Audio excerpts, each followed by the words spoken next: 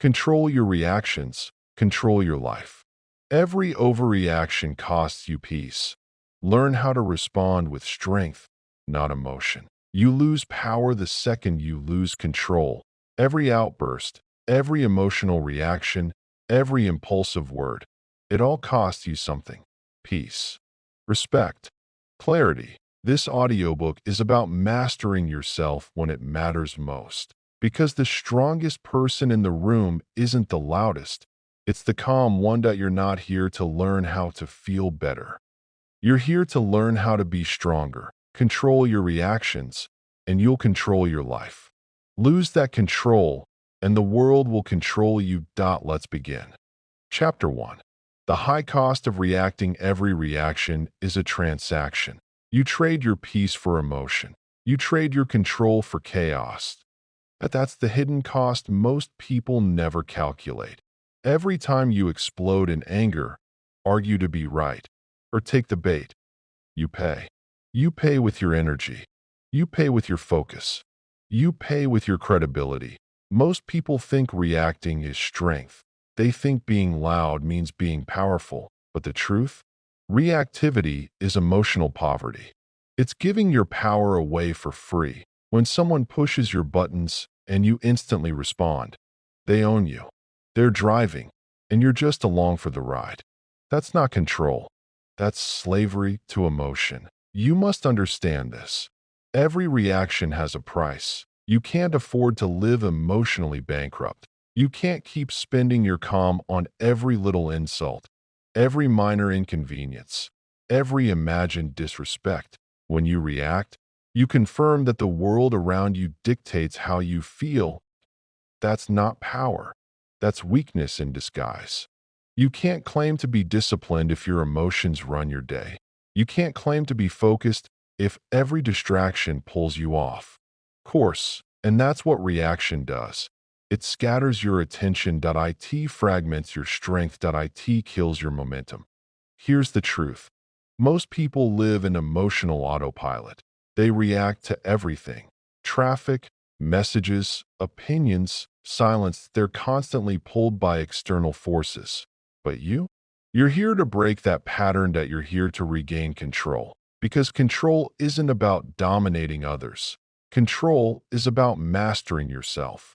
Control is when you can feel the fire and still choose peace. You have a choice. Always. When someone disrespects you, you can react or you can remain centered. When life throws chaos at you, you can panic or you can breathe. When things fall apart, you can curse the situation or you can observe and act with clarity. That's the difference between those who build empires and those who burn bridges. Think about the strongest people you know, the ones you truly respect. Do they overreact? Do they take the bait? Do they waste energy proving points? No, they move with calm authority. They understand this simple law. Silence and stillness are power. Reaction is weakness disguised as passion. Emotional control doesn't mean you stop feeling. That it means you start deciding. You decide when to speak. You decide when to walk away. You decide what deserves your energy and what doesn't. That's the key. You decide. Every day, you're given hundreds of chances to practice this. Every conversation, every inconvenience, every moment of frustration. That's your training ground. Your emotions are signals, not commands. You can feel anger without acting on it. You can feel frustration without exploding. You can feel disrespected and still choose discipline. That's mastery. That's what separates the reactive from the resilient. Here's a truth most people don't want to face. Overreacting is emotional laziness. That it's easier to lash out than to stay composed. That it's easier to blame the world than to build strength. But every time you choose calm over chaos, you evolve. You create distance between stimulus and response. And in that distance lies your freedom. That's where discipline is born. When you react, you feed the moment. When you stay calm, you feed your power. Repeat that until it's burned into your mind. When you react, you feed the moment. When you stay calm, you feed your power. Let's get practical. When someone says something that triggers you, stop. Take one breath. Ask yourself, is this worth my peace? Most of the time, it isn't. Most of the time, it's noise, people projecting their own chaos onto you. Your job is not to absorb it. Your job is to stay still, grounded, untouchable. That's not weakness. That's real power. Anyone can yell. Anyone can rage. But few can remain unmoved when everything around them is shaking. That's discipline. That's mental toughness. That's how leaders are made. You can't master your life until you master your reactions. Because your reaction determines your results, that IT shapes your relationships, that IT defines your reputation, that you want to be known as the one who keeps their cool under pressure, or the one who loses it when things get hard. Do you want to be the calm man, the storm, or the storm itself? You decide. Every reaction is a message you send to the world. That IT says, I'm in control, or I'm not. So stop giving the world evidence that you can be controlled. Stop showing your emotions like weaknesses to be used against you. Start showing composure. Start showing restraint. Start showing you're different.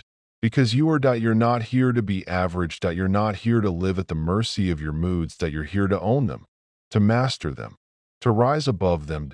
That's the path of strength. That's the path of peace. Every reaction has a price. Every overreaction costs you peace. Every emotional outburst steals your focus. Decide today that you're done paying that price. Decide that you'll respond, not react. That you'll observe before you act. That you'll control your emotions before they control you. You have that choice. That's the key. The moment you stop reacting, the world stops controlling you. The moment you stop reacting, you start creating. That's how you reclaim your power. You've understood the cost. Now it's time to learn how to stay unshaken when the world tests you. That you've seen how reaction drains your power. Next, you'll learn how calm multiplies it. Chapter 2. Emotion is energy. Direct it. Don't waste it. Emotion is not your enemy. Emotion is energy, and energy is power. If you know how to use it, most people don't. They burn through emotion like children playing with fire. They waste their anger, their passion, their drive, spilling it everywhere with no purpose, no discipline, no control. And what happens when energy has no direction? It destroys. That's the truth. Energy without control is destruction. Energy with control is dominance. Think about it. The same fire that burns down a house can also forge steel. The same storm that wrecks a ship can also power a turbine. But it's not the force that's the problem. It's how you channel it. Your emotions are the same. Anger, fear, jealousy, frustration, all of them are forms of energy. You can use them to fuel your growth or to sabotage yourself. You can let them consume you, or you can make them serve you. You have a choice, and that choice defines everything. When you feel anger, it's not a signal to explode, but it's a signal to act with precision. Anger means something matters, that it's energy pointing toward what you care about, your standards, your boundaries, your goals. But instead of using it to build, most people waste it. They fight with words. They post online. They scream into the void. And what's left? Nothing but fatigue and regret. That's emotional waste. That's energy without control. Real power isn't in feeling less. It's in channeling more, directing emotion toward progress, not chaos. That's the key. Let me make this clear. You don't need to suppress your emotions. You need to discipline them. Suppression kills energy. Discipline channels it. When you feel something, feel it fully. But don't act impulsively. Don't react without aim. Ask yourself, where should I put this energy so it creates something, not destroys something? That's mastery. That's control. Because emotion is pure power, and power, when guided, builds empires. Let's talk about anger, because that's the one most people get wrong. Anger is not evil. Anger is focus in disguise that it's the body saying, this must change. But here's the truth. Most people get angry at the wrong things. They get angry at traffic, at people, at circumstances, but not at their own weakness. That if you redirected that same anger towards self-discipline, your life would transform. Get angry at your excuses. Get angry at your laziness. Get angry at your lack of follow-through. Then use that energy to move.to grind.to execute. That's what winners do. They don't waste emotional energy on gossip or resentment. They use it to break limits. They use it to rise. The same goes for fear. Fear is not weakness. It's awareness. It's your mind showing you what matters, what could hurt, what could challenge you. Use it.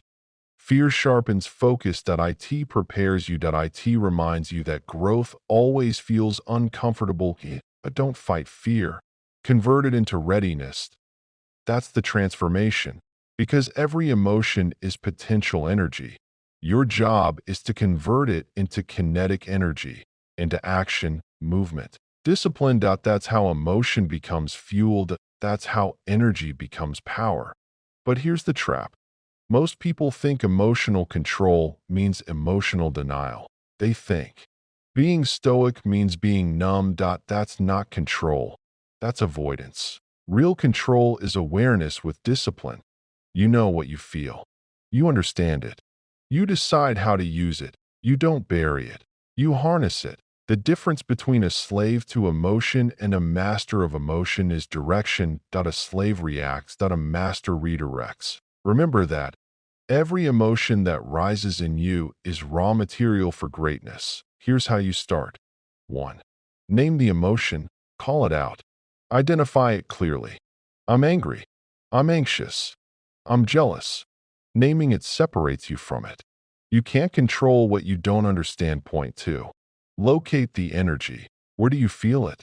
In your chest? Your stomach? Your mind? Awareness brings control. The moment you observe it, you stop being ruled by it. Point 3. Redirect it. Ask, where can this energy be useful? Can you turn frustration into focus? Fear into preparation? Pain into discipline? That's how you reprogram your emotional wiring. This is not theory. This is practical mastery. The strongest people in the world aren't emotionless, they're emotionally intelligent. They don't waste emotional energy on what doesn't matter. They save it for their mission. That's why their presence is calm. Not because they don't feel, but because they've trained their energy to serve them, not sabotage them. Every reaction, every response, every breath, calculated, precise, deliberate. That's power. You don't need to feel less. You need to direct more, because direction creates momentum, and momentum creates mastery. Think about this. The world runs on energy, physical, emotional, mental. It's all energy in motion. When you waste energy on overreaction, you starve your purpose. When you conserve and channel energy, you feed your power. It's not about avoiding emotion. It's about learning the art of emotional alchemy, turning raw emotion into productive force. Pain becomes strength. Anger becomes drive. Fear becomes clarity. That's how transformation happens. You have that power that you've always had it. You just never learned to use it until now. Energy without control is destruction. Energy with control is dominance. Stop leaking your energy on things that don't build you. Stop giving away your emotional power to people and situations that don't deserve it. Start building with it. Start using it to shape your focus, your work ethic, your discipline. That's how you go from chaos to control, from reaction to creation. That's how emotion becomes strength. You've learned how to see emotion for what it truly is, not weakness, but energy. Now, it's time to learn the skill that amplifies that energy into unstoppable control, the skill that turns chaos into clarity, the skill that separates reactors from thinkers. Chapter 3. The Power of the Pause. How stillness creates strength. Power isn't loud. Power isn't fast. Power is still. In a world addicted to reaction, stillness is your advantage. When everyone rushes to speak, you wait. When everyone scrambles to move, you breathe. When everyone reacts, you observe. That's controlled, that's strength, that's the power of the pause. You've been trained to believe movement equals progress. It doesn't. Most people aren't moving forward. They're spinning. They confuse noise with direction. They confuse reaction with decision. But real strength lives in restraint. The pause between emotion and action. That small space where your entire life can change. Because in that pause, you choose. You choose whether to react or respond. You choose whether to build or destroy. You choose who you are going to be in that moment. That's the key. Stillness is not weakness, it's precision, it's the calm before creation. You don't win by reacting first. You win by acting right. Every strong mind practices this. The discipline of stillness, the ability to pause when triggered, the ability to breathe when challenged, the ability to wait when every instinct screams, do something. That's how you build power. You've probably felt it. That instant emotional surge when something sets you off. A text, a comment, a tone, and before you know it, you're saying things you don't mean, doing things you'll regret, proving points that don't matter. That's the cost of reaction. That's the price of impatience. The pause breaks that cycle. It doesn't take minutes. It takes seconds. Sometimes just one deep breath between impulse and action. That's all it takes to shift from chaos to control. Because in that pause, you access clarity. In that pause, you remember your standards. In that pause, you take back your power. Let me make something clear. Stillness is not doing nothing. Stillness is doing the most important thing. Thinking clearly before acting decisively. When you pause, you're not being passive. You're being deliberate. You're assessing. Is this worth my energy? Does this align with my goals? Will this reaction serve me or sabotage me? That's what the pause gives you. Perspective. And perspective is everything. You have a choice in every moment of tension. React emotionally and lose control. Or pause deliberately and stay in control. That's your power. Every leader, every high performer, every emotionally strong person has mastered this. They don't rush into words. They don't rush into decisions. They pause, evaluate, and then act with precision. They've trained themselves to be calm while others crumble. That's what gives them authority. That's what gives them presence. That's what gives them strength. You don't need to respond to everything. You don't need to defend yourself every time you're misunderstood. You don't need to rush to prove you're right. Because real confidence doesn't react. Real confidence doesn't explain. Real confidence doesn't chase validation. It pauses. It observes. It decides what deserves energy and what doesn't. That's how quiet people end up being the most powerful ones in the room. They don't get lost in noise. They conserve energy for action, not emotion. Here's a simple truth. You cannot control every event, but you can control your pause. And that pause is where freedom lives. The pause between what happens to you and what you do about it. That's your life. That's your maturity. That's your discipline. Every mistake you regret probably came from skipping the pause. Every success you're proud of likely came from using it. It's not about knowing more, it's about pausing longer. Let's make it practical. When you feel triggered, don't react. Breathe. Count to 3. Let silence do what impulsiveness never could. That's the reset. And that's how you train emotional control. When someone disrespects you, pause. When a deal goes wrong, pause. When fear hits, pause. Don't let emotion dictate your next move. Let intention dictate it. You have a choice. Always. And that choice starts with stillness. Understand this. Most people are slaves to their impulses. They don't pause. They explode. They say things that cost them relationships. They make moves that cost them peace. But you're not most people. That you're building control, that you're mastering stillness, that you're learning to lead yourself before trying to lead life. That's what separates amateurs from masters. Reaction versus response. Emotion versus execution. Noise versus clarity. That's the key. Here's the paradox of power. The stronger you become, the slower you react. Because strong people aren't moved by emotion. They're moved by principle. They don't rush to win arguments. They wait to win outcomes. They don't prove points. They make progress. Stillness is not hesitation, it's preparation. When you pause, you're not stopping. You're sharpening, that you're loading your next move with precision, not panicked. That's how warriors operate. They wait. They watch. They strike when it matters. You must learn to do the same. Silence is strategy. Stillness is power. The pause is the bridge between chaos and clarity. Most people react because they can't tolerate silence. But silence is where strength is born. Silence is where discipline is built. You don't need to move fast. You need to move right. You don't need to say more. You need to say what matters. You don't need to prove control. You need to live it, one pause at a time. So the next time life pushes your buttons, pause. The next time someone tries to trigger you, pause. The next time you feel the fire rise, pause. Because that's the moment your old self would react and your new self will rise. Every pause you take is a declaration of power, that it's proof that you are no longer a slave to impulse, that you're a master of your response. That's strength. That's dominance. That's evolution.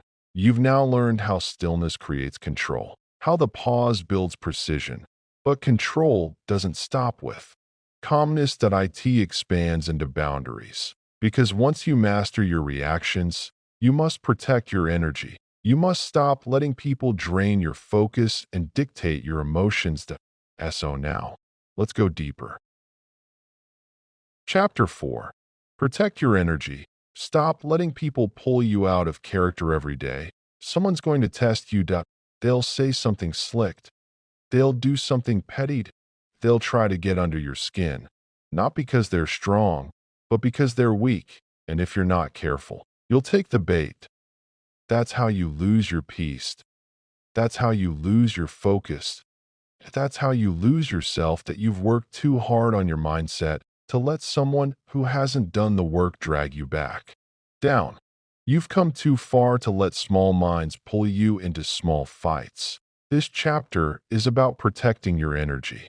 It's about refusing to let other people control your emotional thermostat. Because here's the truth. You can't live your purpose if you're constantly reacting to nonsense. You can't stay focused if you're always fighting battles that don't matter. You can't elevate if you keep engaging with people who want to keep you low. You have to learn the art of emotional discipline. 1. People don't trigger you. You let them. Let's start here. No one makes you angry. No one makes you react. They might throw the bait, but you're the one who bites. When someone says something disrespectful, when someone betrays you, when someone tries to embarrass you, that's their test. Your reaction is your result. You have a choice. That's the key. You can feed the fire, or you can walk away. You can let them rent space in your head, or you can evict them immediately. The moment you realize your peace is worth more than proving a point, you'll start winning. You don't need their apology. You don't need their validation. You don't need their understanding. You just need to keep your energy where it belongs, on your goals, your growth, and your mission. 2. The real power is in restraint. Anyone can explode. Anyone can argue. That's not strength. That's emotion. Real strength is restraint. Real control is silence. Real power is peace. When you stay calm while someone's trying to provoke you, you're not weak. You're untouchable. You're showing them that their opinion doesn't even register on your radar. Because here's the truth. The loudest person in the room is usually the least in control, and the one who walks away, that's the one with the real authority. You don't always have to fight back. Sometimes the best move is to not play. You have a choice. You can stay in control, or you can let them control you. You can stay calm, or you can let your emotions make you look like them. And that's the key. Don't let their chaos become your character. 3. Protecting energy means filtering access. Everyone doesn't deserve access to you. Let me repeat that. Everyone does not deserve access to you. You can love people from a distance. You can forgive them without keeping them in your life. You can wish them well and still move forward without them. Protecting your energy means setting boundaries and enforcing them. That don't let people drain you with their drama. Don't let people distract you with their problems. Don't let people disrupt your peace just because they refuse to create their own. You have a right to say no. You have a right to protect your time. You have a right to walk away from conversations that don't serve your growth. Because every minute you spend engaging with nonsense is a minute stolen from your purpose. 4. Don't argue with emotionally broke people. This might sting, but hear it clearly. You can't argue with people who are committed to misunderstanding you. Some people need drama. It's their fuel. It's how they feel relevant. They'll twist your words. They'll bait you. They'll try to get you to match their chaos, because that's the only language they know. Don't fall for it. You have a choice. That's the key. That if someone's committed to staying small, you can't drag them into maturity. You can't force peace into someone who's addicted to conflict. The moment you stop explaining yourself to people who aren't listening anyway, you free yourself. Let them talk. Let them project. Let them misunderstand. Your energy isn't a community resource. Stop giving it away for free. 5. It's not about ego. It's about focus. Protecting your energy isn't arrogance. That it's not ego. That it's self-respect. When you're working on something bigger, your peace, your progress, your purpose, you don't have time to entertain distractions disguised as people. That it's not about proving who's right. It's about staying aligned with what's right. You don't need their permission to grow. You don't need their support to stay disciplined. You don't need to explain why you've changed, that you've evolved. And they're still reacting like it's 2019. They don't get pulled back, that you're not better than them. You're just done being dragged by what doesn't build you. Protect your focus. Guard your discipline. That's your real power. 6. Guard your peace like a bank account. Think of your energy like money. Every reaction costs you something. When you argue, you pay in stress. When you obsess, you pay in focus. When you hold grudges, you pay in peace. And if you're not careful, you'll overdraft your emotional balance trying to prove a point to someone who doesn't even matter. Start asking yourself, is this worth my energy? If the answer is no, then don't spend it. Protect your energy like you protect your money, because one funds your future, the other fuels your mind. You can't build an empire while you're emotionally bankrupt. 7.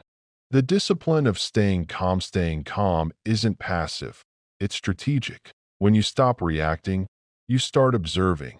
And when you start observing, you start understanding. You start seeing patterns. Who always drains you? Who always distracts you? Who always derails your focus? Then you can make moves with clarity, not emotion. You don't need to get even. You just need to get better. You don't need revenge. You just need results. Let your growth be the answer. Let your peace be the message. Every time you stay calm, when someone expects you to explode, you win. Every time you choose peace over pride, you rise. Every time you walk away from chaos, you're proving that your future matters more than your feelings. That's emotional maturity. That's power. 8. The final reminder: protect your energy, not because people deserve it, but because you do. Every moment you stay centered, you build strength. Every distraction you ignore, you gain focus. Every reaction you resist, you gain power. This is what separates the average from the disciplined. This is what separates the reactive from the unshakable. You have a choice. That's the key. Stop letting people pull you out of character.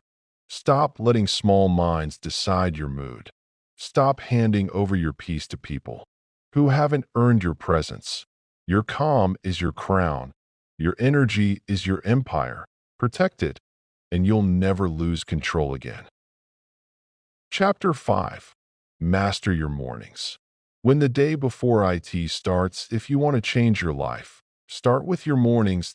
That's where the battle is won or lost. Before the world wakes up, before distractions hit, before your phone lights up with chaos. You have a choice. You can start reactive, or you can start intentional. You can chase the day, or you can command it. You can wait to feel ready, or you can take control before feelings even wake up. That's the key. Discipline before emotion, because if you wait until you feel motivated, you've already lost. 1. The first hour rules everything. The first hour of your day sets the standard for the rest of it. That if you start with chaos, you carry chaos. That if you start with order, you carry order. The morning is your foundation. That it's your reset. That it's your time to decide. Who am I going to be today? Most people don't decide. They just wake up and react, scroll their phone, check notifications, absorb other people's priorities before their brain even wakes up, and then they wonder why they feel behind all day. You have to reclaim that first hour. Own it, protect it, guard it like your life depends on it, because your future does, too. No one wins the day starting in chaos. Here's the truth. If your mornings are messy, your mind is messy. You can't think clearly when you wake up rushing. You can't feel grounded when you wake up reacting. You can't perform at your best when your first thought is, I'm already late. The morning is not just a time of day. It's a mental environment. You train your brain every morning that you're either teaching it discipline or you're teaching it disorder, that you're either building structure or you're building stress. You have a choice. That's the key. Wake up with a plan or wake up as a pawn in someone else's. 3. The morning routine is not about productivity. It's about power. Stop thinking a morning routine is about doing a million things before breakfast. That it's not about being busy. It's about being ready. That a powerful morning routine builds internal control. It's about commanding your attention. That it's about anchoring your focus. It's about showing your mind who's in charge. You don't need to wake up at 4 a.m. to be successful. That's not the point. You just need consistency. That it's not about waking up early. It's about waking up on purpose. That's the key. Your morning is your meeting with yourself. That it's where you align your thoughts, your goals, and your standards before anyone else has a say. Because once the world wakes up, you're going to be tested. And if you didn't set your tone early, the world will set it for you. 4. The discipline of no snooze. Let's talk about something simple. The snooze button. You think it's harmless. You think it's 5 more minutes. But it's not. It's self-betrayal. Every time you hit snooze, you're teaching yourself that your word means nothing. That you're training your brain to ignore your own commands. You said you'd get up. You didn't. That's not small. That's character. Discipline is built in those tiny moments when no one's watching. When you get up the first time your alarm rings, you're not just getting out of bed.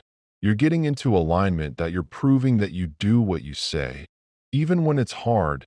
That's the foundation of self-respect, and that's the foundation of success. You don't need motivation. You need follow-through. You need to keep promises to yourself. 5. Design your morning for clarity. You can't wing your mornings. You have to design them. Here's a simple framework. 3 parts. Silence. Movement. Intention. Silence. No phone. No noise. No chaos. Just you, your thoughts, and your breath. Give yourself 5 to 10 minutes to just be. This isn't laziness. It's calibration. Movement. Move your body. Stretch. Walk, train.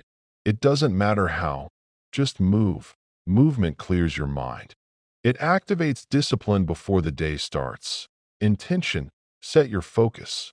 What matters today? What one thing must get done? No matter what. Don't let your day get hijacked by trivial tasks. That's the formula. Silence for grounding, movement for energy, intention for focus the D, oh that consistently, and you'll notice life stops feeling random because you're not reacting anymore. You're directing. 6. Eliminate morning distractions. Your phone is the biggest thief of your potential. Don't let other people's opinions, news, or notifications flood your mind before you've even met your own thoughts.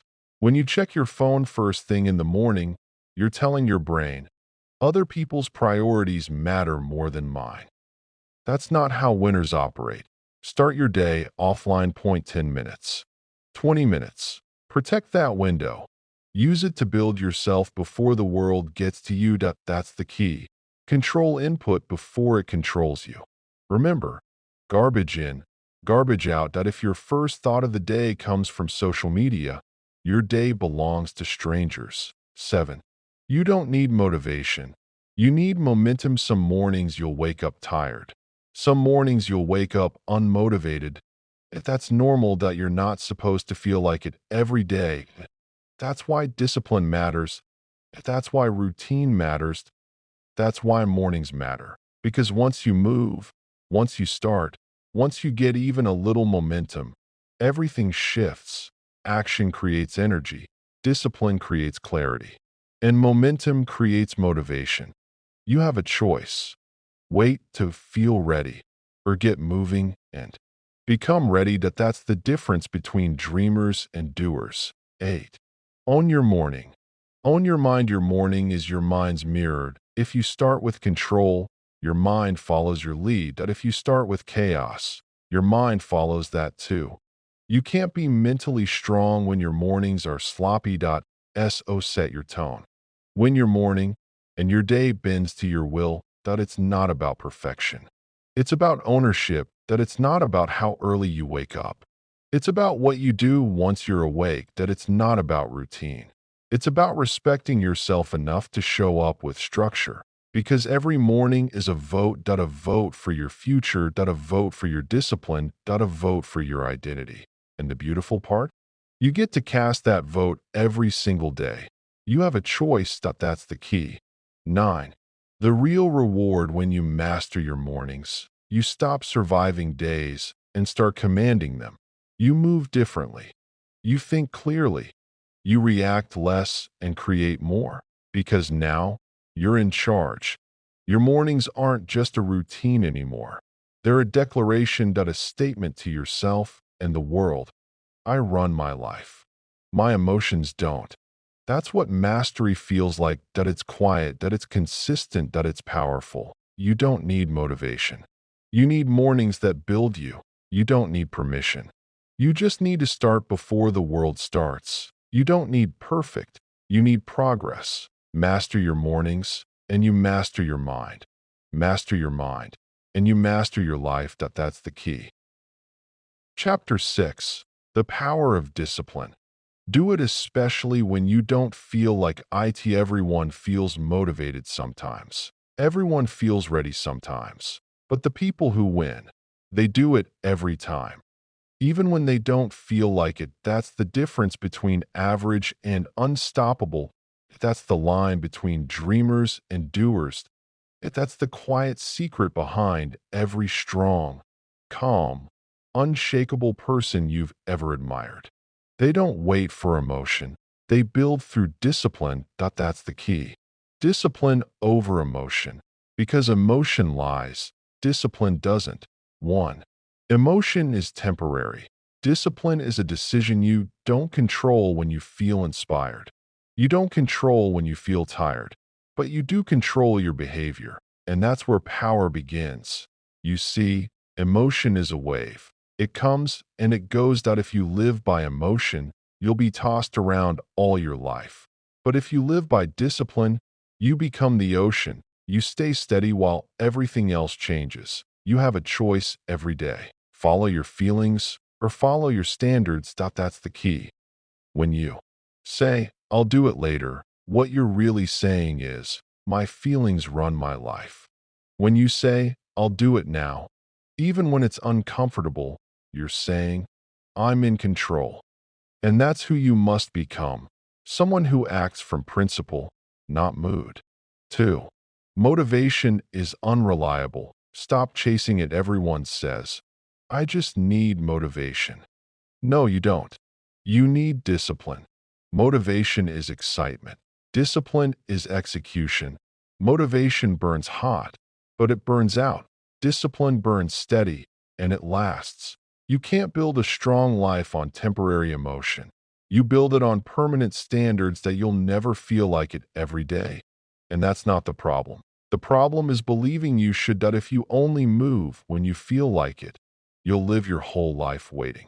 But if you move when you don't feel like it, you'll live your life winning. That's the truth.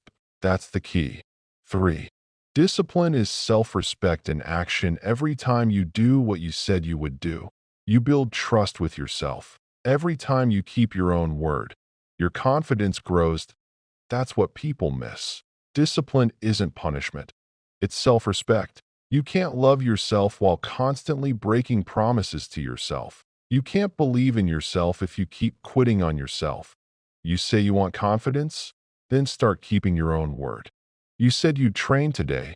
Train. You said you'd read. Read. You said you'd get up early. Get up. Don't wait until it's convenient. Do it because it's not. Every time you choose discipline over comfort, you vote for a stronger version of yourself.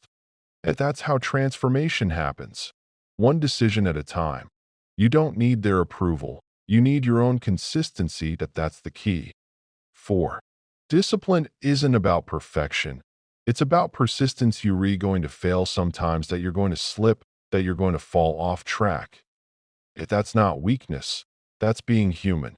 What matters is how fast you get back up. Discipline doesn't mean never missing a day. It means never giving up because you missed a day. You have to understand this. Discipline is a muscle. You build it through repetition. You build it by doing small things over and over. Even when it's boring, you want focus. Build discipline. You want peace. Build discipline. You want control. Build discipline. Because discipline creates every other strength. That's the key. 5. Stop negotiating with yourself. The biggest reason people fail is because they negotiate with their own excuses. They say, maybe later.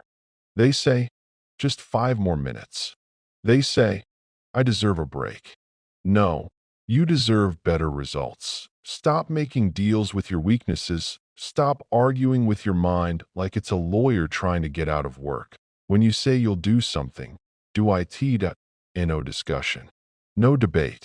No delay. You don't need to feel ready. You don't need perfect conditions. You just need to move. The moment you act, your brain follows.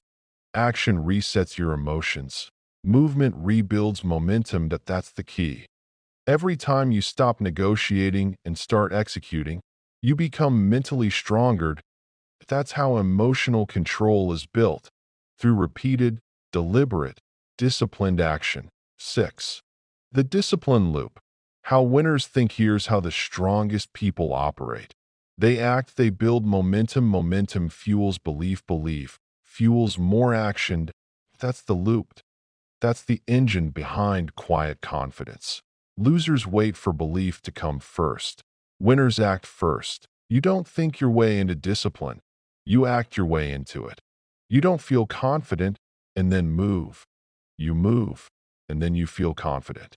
You have to flip the order when you train your mind to follow through. No matter what, your emotions fall in line.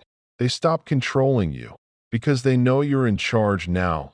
That's the power of discipline. That it's not loud, that it's not dramatic, that it's consistent. And consistency always wins. 7. The pain of discipline versus the pain of regret. Let's be honest. Discipline hurts sometimes, that it's uncomfortable. It's inconvenient. It costs energy. But regret costs everything. Regret is the quiet pain that whispers, you could have been more. You should have tried harder. You had the chance, and you didn't take it. Discipline is temporary pain. Regret is permanent pain. You can either suffer for a few minutes of discipline now, or a lifetime of wondering what if. You have a choice. That's the key. Pain is inevitable, but the type of pain you choose determines the type of person you become. Choose the pain that builds you, not the one that breaks you. 8. Discipline gives you freedom. Most people think discipline is restriction, that it's not, that it's liberation. When you're disciplined, you're not a slave to your feelings, that you're not controlled by impulses, that you're not tossed around by chaos. You are free because you control yourself. Freedom is not doing whatever you want. Freedom is being in control of yourself when everything else tempts you not to be, that it's not about punishment. It's about power, that it's not about rules. It's about respecting your future self. That's the real reward of discipline. Peace, the kind of peace that comes from knowing, I did what needed to be done. I showed up. I didn't break. That's the kind of peace you can't buy. You can only earn it. 9. The challenge: you don't need to feel like it. You don't need to be in the mood. You just need to do it. Especially when you don't want to. That's where growth happens. That's where confidence is born. That's where you separate yourself from the crowd. Anyone can act when it's easy, but you're going to act when it's hard because you understand now. That's the key, that it's not about being perfect. It's about being disciplined, that it's about showing up no matter what. Discipline is not a punishment. It's your passport, that it's the door to freedom, peace, and power. You don't need motivation. You need mastery. You don't need their permission. You just need consistency. And once you understand that, you become unstoppable. Chapter 7: Emotional Detachment. Responding like a warrior, not a victim. Life will test you. Not once, not twice, but every single day. People will disrespect you. Situations will frustrate you. Plans will fail. That's not a glitch. That's the system. Most people break at that point. They react emotionally. They panic. They lash out. They complain. They drown in their own feelings. That's how victims operate. But you're not here to live like a victim. You're here to respond like a warrior. And that's what emotional detachment is all about. What is emotional detachment? Emotional detachment isn't coldness. It's control, that it's not apathy.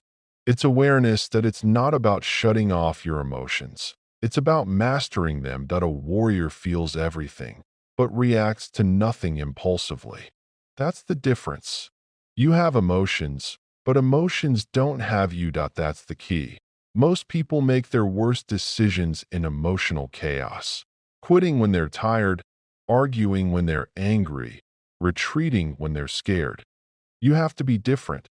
You have to build the discipline to pause. To breathe. To see things clearly. Because clarity comes after calm. The victim mindset: the victim reacts to life. The warrior responds to life. There's a difference. Victims say, "Why is this happening to me?" Warriors say, "What is this teaching me?" Victims blame circumstances. Warriors take responsibility. Victims live in reaction. Warriors live in intention. You have a choice. Every single time. That's the truth most people avoid. Because it's easier to blame the world than to control yourself. But that's the trap. That's what keeps you weak. You have to stop feeding your emotions and start feeding your discipline. Emotional detachment equals strength under fire. Imagine a firefighter walking into a burning building. That if he panics, people die. That if he freezes, the fire wins. That he doesn't have the luxury of emotion. That he has a mission. That's you. Your life is the burning building. Your purpose is your mission. When things heat up, when stress rises, when people test you, you can't afford to lose composure.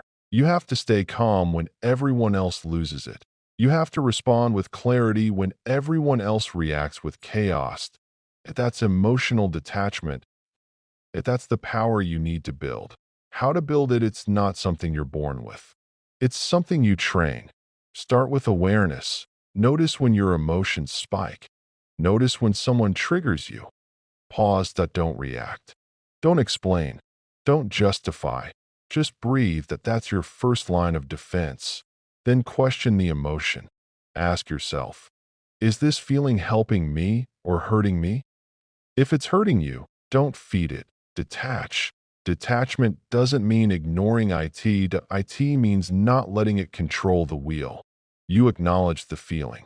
You understand it. But you don't obey it. That's the power. That's the discipline. You have to train this daily. Start small. Someone cuts you off in traffic. Don't react. Someone criticizes you online. Don't engage. Someone betrays you. Don't crumble. Each test is a rep. Each moment is a chance to strengthen your control. Emotional detachment in action. Let's make it practical. Your boss yells at you. You want to argue, defend yourself. But instead, you breathe, you listen, you observe, you respond calmly. Later, with logic, not emotion. That's detachment. You lose a deal you worked hard for. You want to curse, to quit. But instead, you evaluate what went wrong, you adjust your plan, and you move again. That's detachment. Someone you love disappoints you. You want to guilt trip them, shame them. But instead, you set boundaries, communicate clearly, and move forward without resentment. That's detachment. That you're still human. You still feel pain, but you don't let pain make your decisions for you. That's how warriors operate. Calm, centered, focused. The trap of overreaction. When you react emotionally, you lose twice. First, you lose control. Second, you lose credibility. You start saying things you don't mean, doing things you regret, making choices from fear, anger, or ego. That's how relationships die. That's how opportunities vanish. Remember this. Reacting emotionally gives your power away. Every time you explode, complain, or argue, you're showing that someone else can control you. Don't let them. You don't need their permission to stay calm. You decide when to speak. You decide when to move. You decide when to let go. That's emotional sovereignty. And that's what separates warriors from the weak. The discipline of stillness. Stillness isn't inaction. It's power. Stillness means you don't let storms move you. You don't let noise distract you. You don't chase validation or revenge. You observe. You think. Then you strike. Only when it's time. It's not about suppressing emotion. It's about mastering response. That's the secret to long-term success in anything. Business, relationships, training, leadership. The one who stays calm longest wins. And here's the truth most people don't want to hear. If your emotions control you, you'll never control your life. You can't make consistent progress from a chaotic mind. You can't lead others if you can't lead yourself. That's the key. Your new identity. You are not your emotions. You are the commander of them. You are the calm in the storm. You are the mountain that doesn't move. When life throws punches, you don't flinch. You absorb, adapt, and advance. You have to repeat this to yourself daily. I am not a victim of emotion. I am the master of my response. Because every time you stay composed when others lose it, you grow stronger. Every time you hold your ground instead of reacting, you sharpen your edge. Every time you choose logic over chaos, you evolve. That's emotional detachment. That's warrior mindset. Transition to next chapter. You learn to stay calm when others collapse. To think when others panic. To control the inner storm before it controls you. That's how warriors move. That's how leaders rise. But calm without clarity is useless. Detachment without direction leads nowhere. Now it's time to talk about what truly drives the warrior forward. Purpose. Because once you have purpose, every challenge becomes fuel. Chapter 8.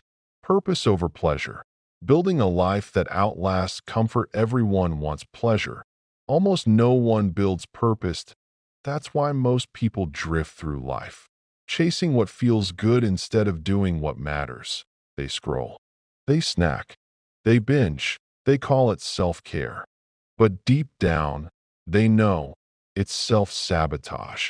Because pleasure fades, purpose endures. And that's the truth you need to confront today. The trap of pleasure. Pleasure is easy. It's everywhere. Point one click. One swipe. One sip.it doesn't demand effort. It doesn't ask questions. It just gives you the illusion of satisfaction. But here's what most people never realize. Pleasure costs you discipline. Pleasure costs you focus. Pleasure costs you time. And time is the one thing you never get back. That's the key. Every moment you trade for cheap pleasure, you lose a piece of your potential. You could be building. You could be training. You could be improving. Instead, you're escaping. Escaping boredom. Escaping discomfort. Escaping responsibility. You think you're relaxing, but you're actually retreating. And that's the difference between people who make progress and people who stay stuck. Purpose feeds you. Pleasure drains you. Let's make it simple. Pleasure gives. Then it takes. Purpose takes. Then it gives. Pleasure gives you a quick hit, a rush, a distraction, a reward. But afterward, you feel emptied. That's why you keep needing more. Purpose, on the other hand, demands sacrifice first. It hurts. It tests you. It forces you to grow. But when you stay the course, it gives back something no pleasure ever could. Meaning, pleasure is temporary satisfaction. Purpose is permanent direction. You have a choice every day, every moment, every decision. You can chase what feels good, or you can build what lasts. You can live for comfort, or you can live for contribution. You can be entertained, or you can be evolved. That's the choice that defines your life. The lie of comfort. You've been told comfort is the goal. That's the lie. Comfort is the enemy of growth. Comfort is the killer of greatness. No warrior ever became strong sitting on a couch. No leader ever rose by choosing easy. You grow in the struggle. You sharpen in the storm. Discomfort is the forge where purpose is born. You need to stop running from it. You need to start seeking it. That's the key.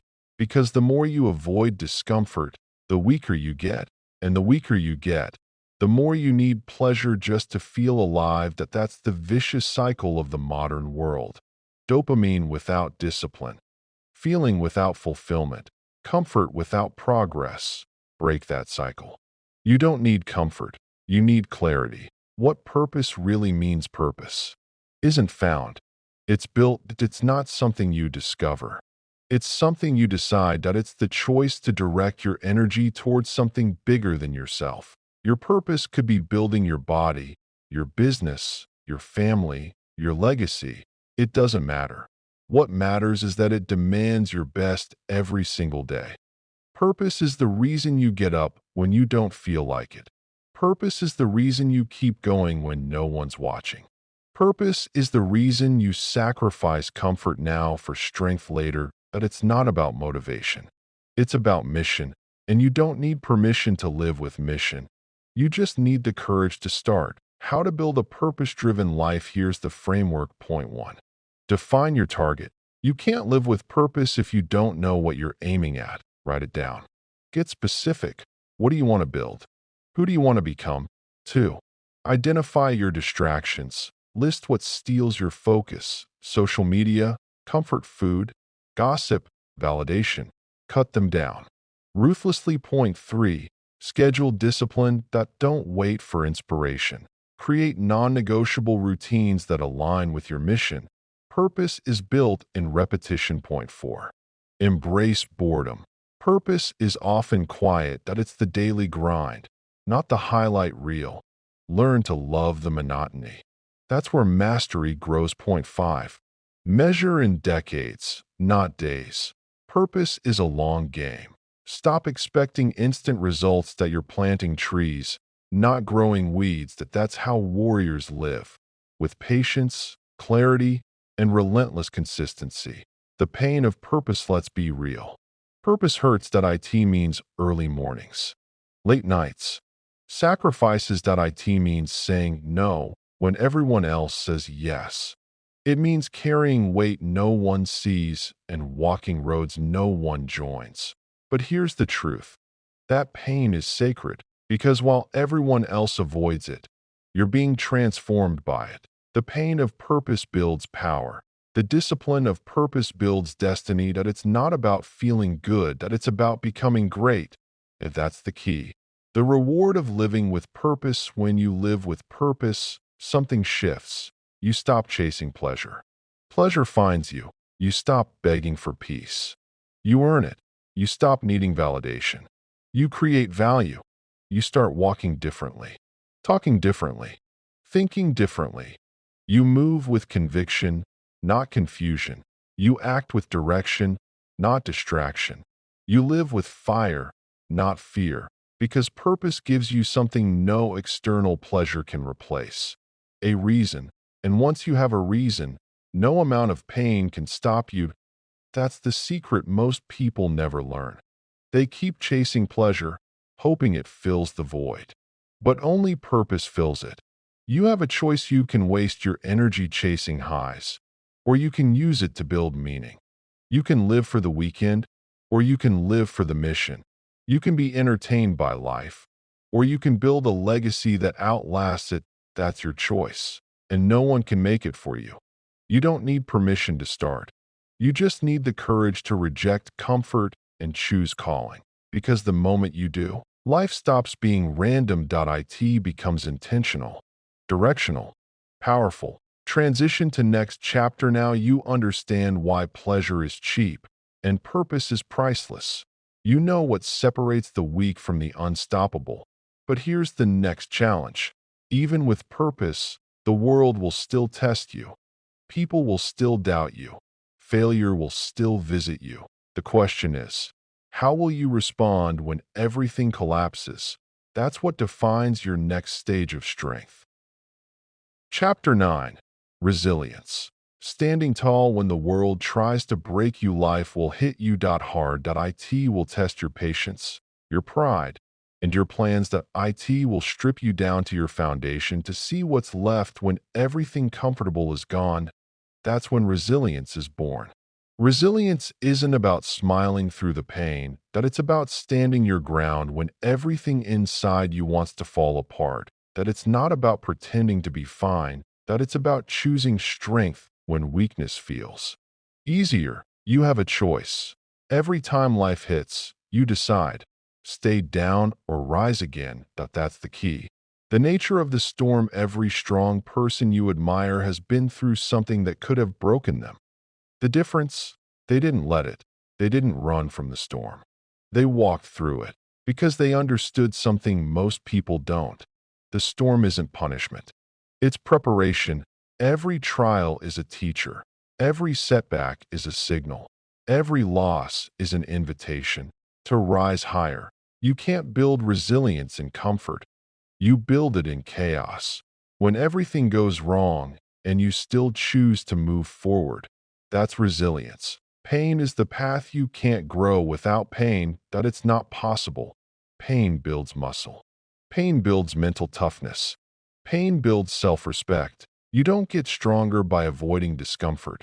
You get stronger by embracing it. The pain you feel today becomes the power you hold tomorrow. That's not a slogan.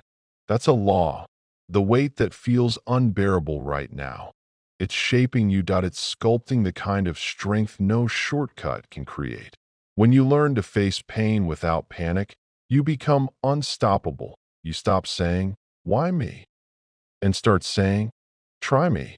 That's the warrior's mindset. That it's not about being unbreakable.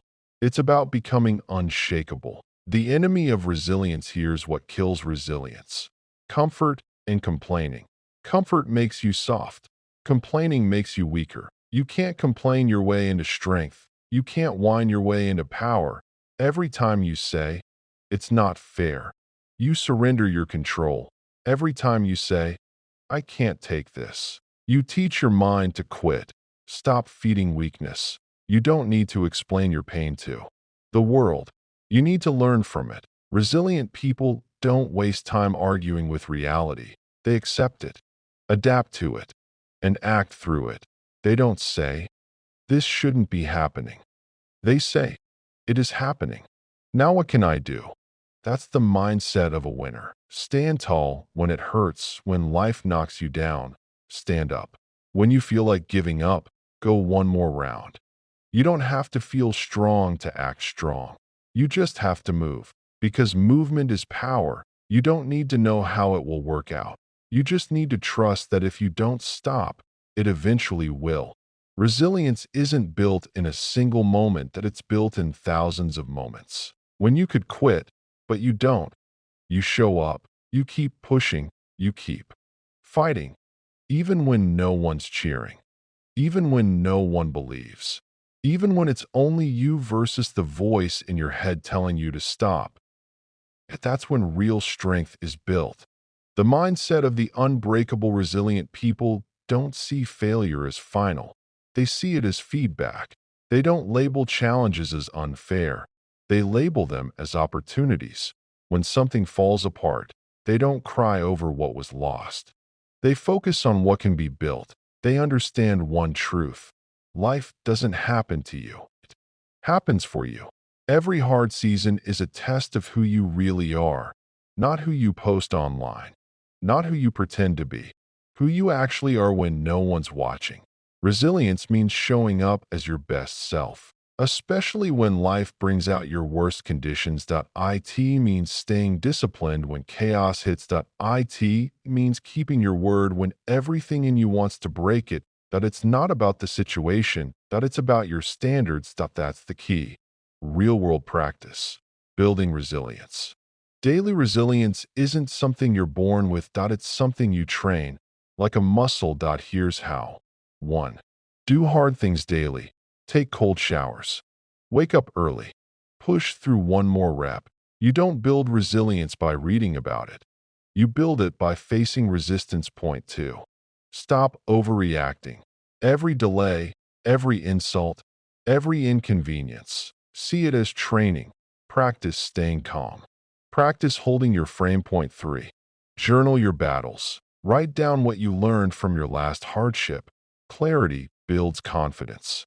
Reflection builds resilience. Point 4. Cut the self-pity. The world doesn't owe you easy.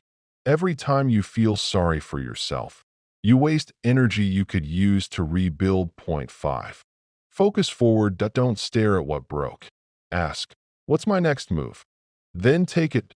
That's how warriors operate. The beauty of being tested. Resilience gives life depth. Without struggle, you'd never know what you're made of. The scars, the setbacks, the sleepless nights, they all have meaning. Every battle builds a piece of your identity. Every loss refines your focus. Every failure sharpens your faith. The world respects results, but life rewards resilience because results can fade. Resilience never does. Resilience is who you become after everything falls apart. It's not about bouncing back. It's about bouncing forward. That's the difference between survivors and conquerors. You have a choice. You can let life's hits define you or refine you. You can fall apart, or you can fall in line with your mission. You can say, this broke me, or this built me. You have a choice. You don't need anyone's permission to rise. You just need to decide that no matter what happens, you'll never stay down. That's what it means to be resilient. Because resilience isn't loud. It's not dramatic. It's quiet. It's the calm decision to keep going when the world expects you to quit. That's strength. That's powered. That's growth. Transition to next chapter. You've learned to stand tall in the storm. You've learned to fight when everything says stop. But now comes the final evolution of strength. The ability to stay silent, composed, and unbothered while the world screams for your attention. Chapter 10. The Strength of Stillness. Power in doing nothing in a noisy world. Silence is power. In a world obsessed with reaction, restraint is dominance. Everyone's busy proving, chasing, talking. But not everyone can be still. Not everyone can sit in silence and let the world move without them. Stillness isn't weakness. It's strength under control. Doing nothing doesn't mean giving up. That it means refusing to waste energy on what doesn't matter. That's the key. The illusion of constant motion. Most people live like sharks, always moving, afraid that stillness means death. They think if they're not reacting, they're losing. That if they're not posting, they're irrelevant. If they're not responding, they're being disrespected. But here's the truth. The person who can pause controls the pace. The loudest person in the room isn't the strongest. The calmest person is. The one who can observe without emotion. The one who can listen without interrupting. The one who can think before speaking. Stillness isn't passive, it's strategic. You don't always win by moving faster. You win by moving smarter. You have a choice. You can be reactive like everyone else, or composed like few ever become. The hidden strength of silence unnerves people. They don't know how to handle someone who doesn't rise to every bait. They want you to react. They want you to defend yourself, explain yourself, prove yourself. Don't. You don't owe explanations. You owe yourself peace. You don't need their validation. You need your direction. That's the power of silence. It flips control. When you stop reacting, you force others to reveal themselves. You expose who's calm and who's chaotic, who's grounded and who's desperate. That's the real test of discipline. Not lifting weights, not grinding 18 hours a day, but staying silent when your ego wants to scream. That it's not about arrogance. It's about control. You don't need to win every argument. You just need to win yourself. That's the key.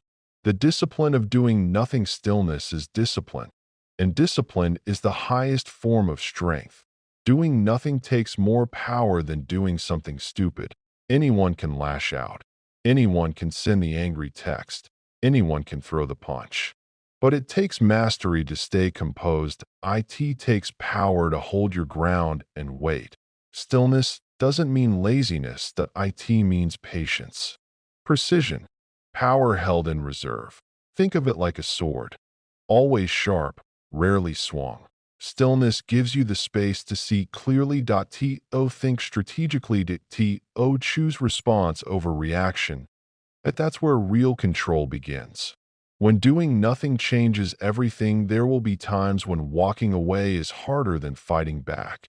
Times when silence feels unbearable. That's the test. When you stop chasing the last word, you gain the last laugh. When you stop reacting to every insult, you rise above their reach. When you stop forcing outcomes, life starts aligning on its own. You're not losing ground. You're reclaiming power. Because doing nothing doesn't mean surrendered. It means you trust your discipline more than your emotions. That's the shift. That's growth. When you reach a level where you can sit in chaos and remain unmoved, you've already won. Stillness is strategy. Think of the greats, the generals, the thinkers, the masters. They didn't move all the time. They waited, they watched, and then they acted once. With impact.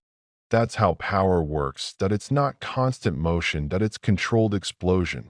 Stillness allows you to choose your timing. Make one move that replaces 1,000 impulsive ones. When you slow down your reactions, you speed up your results. Don't confuse urgency with productivity. Don't mistake noise for movement. Every reaction drains you. Every pause restores you. That's why most people burn out. They never stop burning. Stillness is how you recover. That it's how you protect your mind. That it's how you preserve your energy for what truly matters. How to practice stillness daily. Stillness can be trained. You don't need a monastery. You just need discipline. Point 1. Start your day in silence.